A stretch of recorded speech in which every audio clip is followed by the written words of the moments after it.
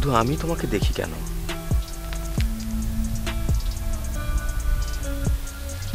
তুমি তো আমার প্রেমে পড়েছিলে। সুজন, হ্যাঁ পাটা কেটে ফেলতে হবে। হ্যাঁ, ইনফেকশন হয়ে গেছে। কি বলিস তুই? হ্যাঁ, ওই পরশুদিন অপারেশন। পুরো টাকা জোগাড় হয় নাই, তবে আমি বলে দিছি আমার আমেরিকা যাওয়ার টাকায় কেউ যেন হাত না দেয়, ওই টাকা আলাদা। ফালতু কথা বলিস না তো। অপারেশন আগে, আমেরিকা পরে। তাও দুঃখ করিস না, এর চেয়ে তো বড় কিছু হইতে পারতো, তাই না? গাধার মতো কথা বলবি না। না মানে তোর একটা পা তো অন্তত থাকলো না। আমার কি মনে হয় জানিস, এই অপারেশনের পর আমি আর বাঁচবো না।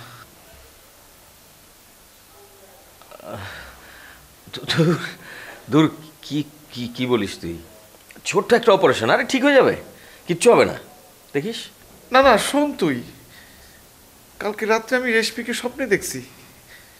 আমরা সবাই মিলে কি অমানুষের মতো একটা কাজ করছি ওর সঙ্গে, না? কাজটা করা আমাদের একদম ঠিক হয় নাই, একদম ঠিক কাজ করি নাই আমরা।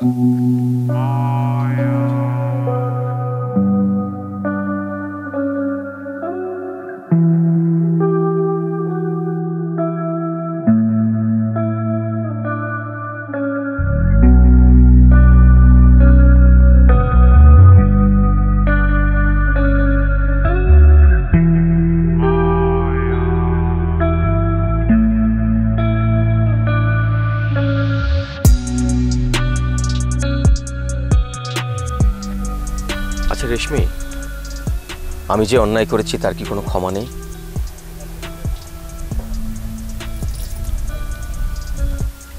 তোমাকে একটা কথা জিজ্ঞেস করি, উত্তর দেবে?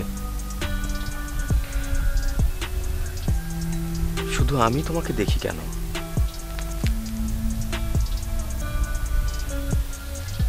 তুমি তো আমার প্রেমে পড়েছিলে। তুমি জানতে?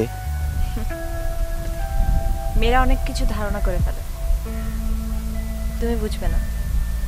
তোমার বন্ধু আগে প্রপোজ করেছিল বলে তুমি চেপে গিয়েছিলে, তাই তো? হেলাল খুবই একগুঁয়ে, ও সব কিছু জেনেও তোমাকে বিরক্ত করত। আমি প্রচন্ড ভীতু টাইপের একটা মেয়ে ছিলাম, কিন্তু সেদিন হঠাৎ করে এত সাহস নিয়ে ওকে কেন চড় মেরেছিলাম জানো?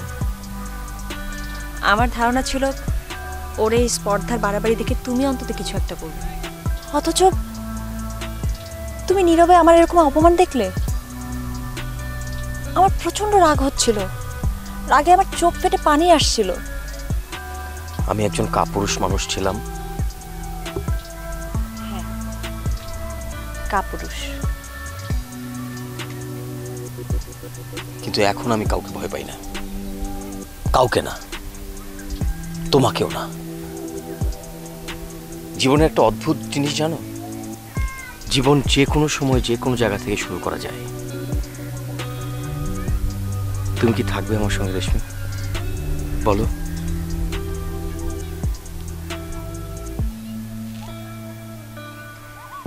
রেশমি তুমি যেও না, তুমি একটা কথার উত্তর দিয়ে যাও। তুমি কি আমাকে ক্ষমা করেছো রেশমি?